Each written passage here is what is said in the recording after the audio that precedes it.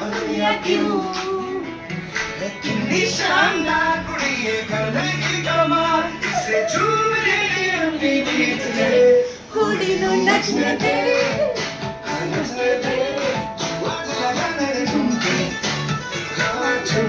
कुड़ी नु नचने दे सारे अफ्रीका नु छोड़ के नचने दे नचने दे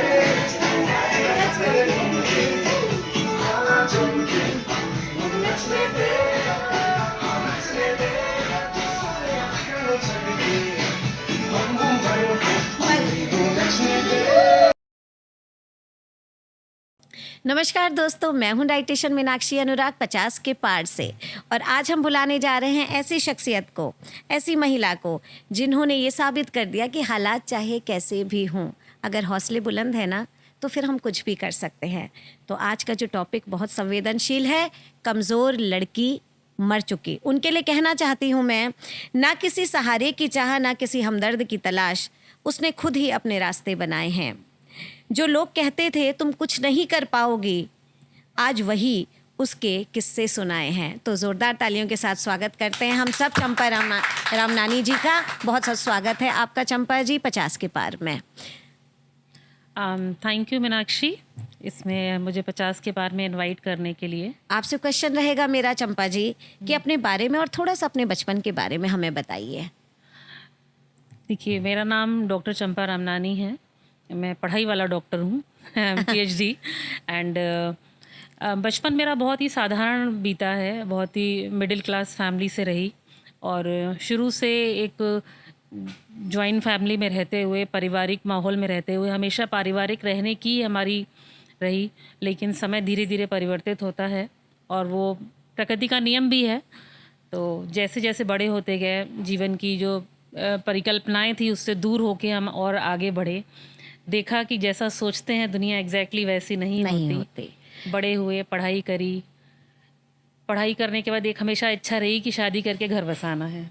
लेकिन प्रकृति का नियम या भाग्य जो भी कहें उसको, आज घर तो है लेकिन अपना है। तो आपकी ज़िंदगी बहुत चुनौतीपूर्ण रही है। सबसे बड़ा जो एक लाइफ में चेंज आता है ना, बदलाव आता है, जहाँ से आपकी हरी भरी खुशहाल ज़िंदगी ने एक चेंज लिया, एक टर्न लिया, वो क्या था? उसके बारे में बताइए प्लीज़।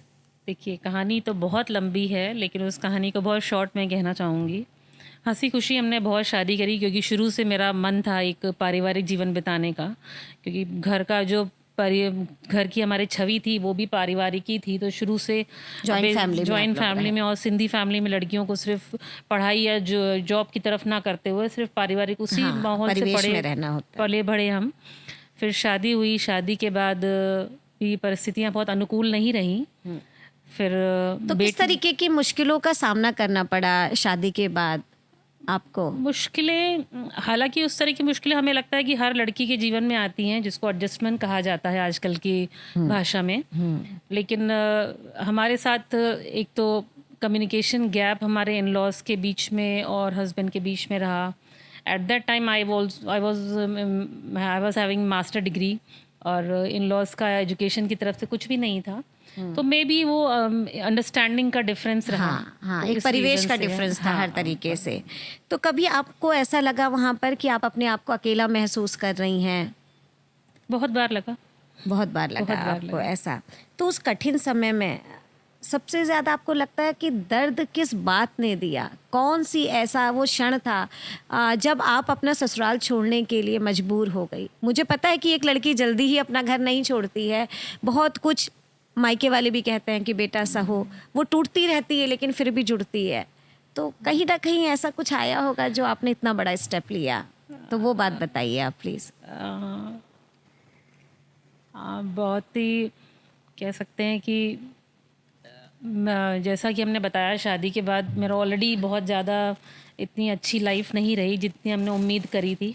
फिर मेरी बेटी हुई और कहानी तो बहुत लंबी है लेकिन उसको हम अगले पॉडकास्ट में भी वो शेयर करना चाहेंगे।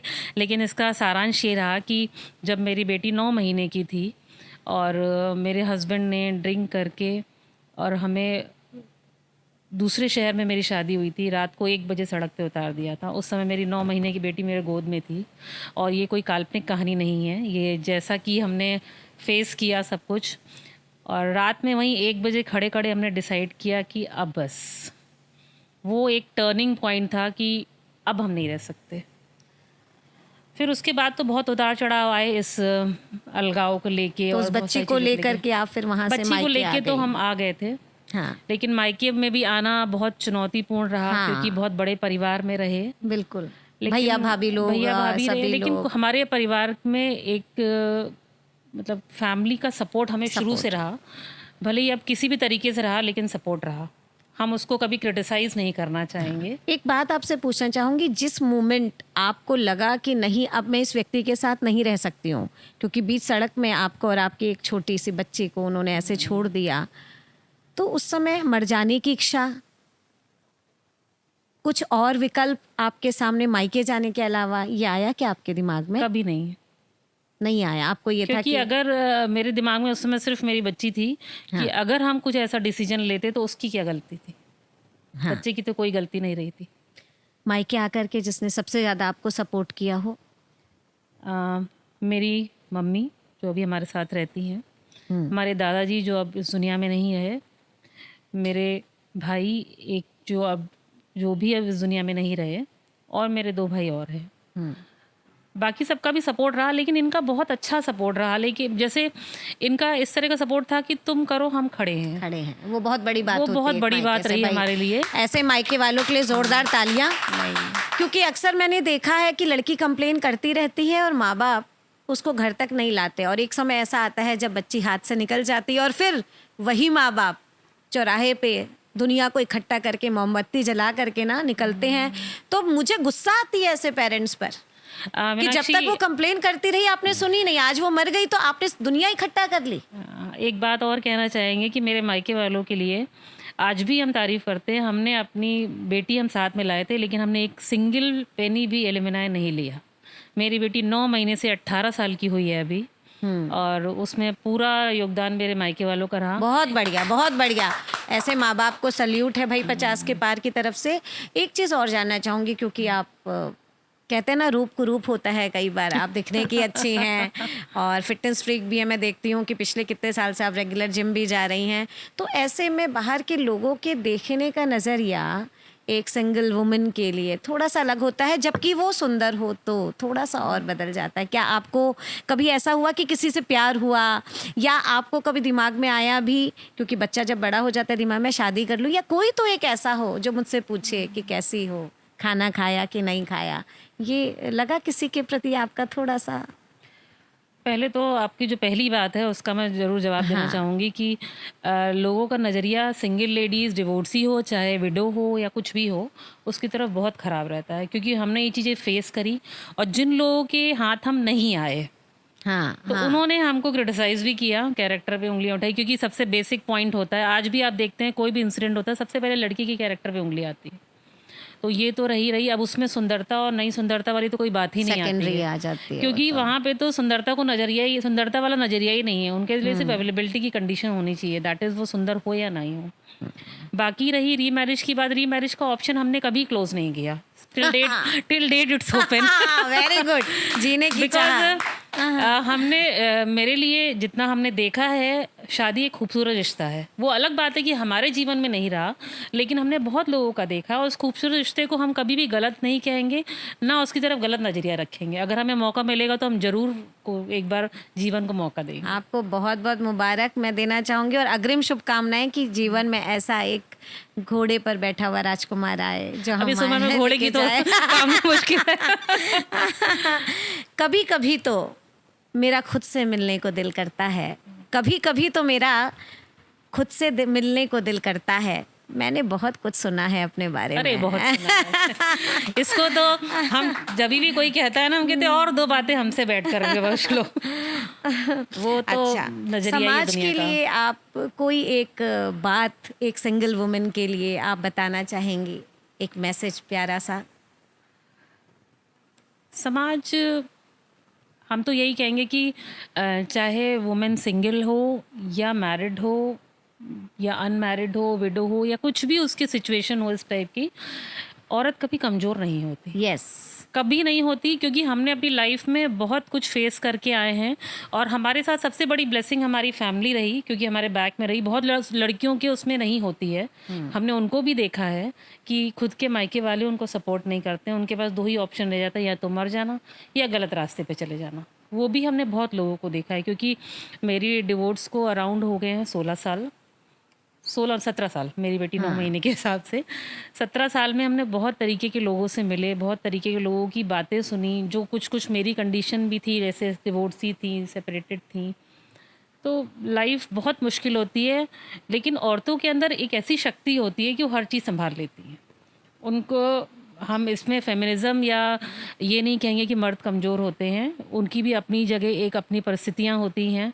और बीइंग लेडी हम जेंट्स या मर्दों को भी इतना ही इक्वल सम्मान देते हैं, क्योंकि एक बात ये आपके शायद उस टॉपिक में इंक्लूड नहीं होगी, लेकिन हम कहना चाहेंगे कि एक जेंट्स भी उसी परिस्थिति से गुजरता है जब वो शादी करता है। बस फ़र्क ये होता है कि वो मायका छोड़ के नहीं जाता है। बहुत सुंदर बात, वो बहुत माँ सुंदर की सुने तो बीवी कहती है मेरी नहीं सुने, बीवी की सुनता है तो माँ की नहीं, तो उस बीच में वो पिसता रहता है। औरतें हमेशा वहाँ पे एक कह सकते हैं कि उसको मुझे वो शब्द नहीं आ रहा है, जिसको बहुत ही पैम्परिंग उसमें रखा जाता है, नहीं बेचारी मायका छोड़ के आई है। लेकिन मर्द कहाँ जाए हमेशा, क्योंकि हमारी अपब्रिंगिंग ऐसी ही होती है, अपब्रिंगिंग ऐसी पहले रही है। पिता के संरक्षण में, फिर पति के संरक्षण में, और मायके आ जाए तो फिर हम भाइयों के इक्वल संरक्षण उसमें मानते हैं हाँ। दोनों को, कभी ये नहीं कहते। लेकिन औरतों के अंदर जो हमने पर्सनली अपने अंदर फील किया, एक अद्भुत शक्ति तो होती है जो हर परिस्थितियों में अपने आप को ढाल लेती है। बहुत सुंदर लगा आपके साथ बात करना। और आप पहले कानपुर विद्या मंदिर में डिग्री कॉलेज में हाँ, मैंने शुरू में वहाँ अपने डोर्स अभी शुरुआत जब मैं आई वापस अपने मायके में पढ़ाना शुरू किया, तब मैंने 18 साल कॉलेज में एज एन असिस्टेंट प्रोफेसर पढ़ाया कानपुर विद्यानंद डिग्री कॉलेज में। देन फिर हमने कुछ पारिवारिक परिस्थितियों, मेरे जब ब्रदर नहीं रहे तो अपने फैमिली बिजनेस को ज्वाइन किया। फैमिली बिजनेस में रह के लगा कि कुछ अपने लिए नहीं हो रहा है, तो हमने अभी लॉ कंप्लीट करके अभी एडवोकेट बन गए हैं। अरे वाह भाई वाह। और तो अब आपको प्रैक्टिस हम के लिए डॉक्टर वहाँ भी चंपा रमनानी बोले कि आपको लॉयर बोले, हम एडवोकेट चंपा रमनानी। अभी रुक जाइए, हो सकता है कुछ और ऐड हो जाए। चलिए, बहुत बहुत आपको शुभकामनाएं। थैंक यू सो मच हमारे प्रोग्राम 50 के पार में आने के लिए। Thank you, और बस मीनाक्षी। एक ही बात कहूँगी मैं इसके लिए कि आज फिर जीने की तमन्ना है, आज फिर मरने का इरादा। तो मरना भी खुद के लिए है और जीना भी खुद के लिए है। Thank you so much. ऐसे ही लाइक कीजिए, सब्सक्राइब कीजिए हमारे चैनल को 50 के पार। Thank you Meenakshi, thank you so much. अभी तो जैसे कह सकते हैं कि आपने जितनी बातें पूछी हमने बताई, कभी फुर्सत में बैठिएगा तो ज़िंदगी की और भी कहानियाँ हैं जो हम आपसे शेयर करेंगे। लेकिन ये बहुत अच्छा इनिशिएटिव है आपका, क्योंकि आप ही की बात शायद मैं रिपीट कर रही हूँ। हाँ। आप ही की बात को रिपीट कर रही हूँ कि सुनाने के लिए बहुत कुछ है, लेकिन सुनने वाले बहुत कम हैं। बहुत तो कम ये जो है। प्लेटफॉर्म आपने बनाया है जिसमें लोग हमारी बात सुन रहे हैं, ये बहुत अच्छा है। Thank you.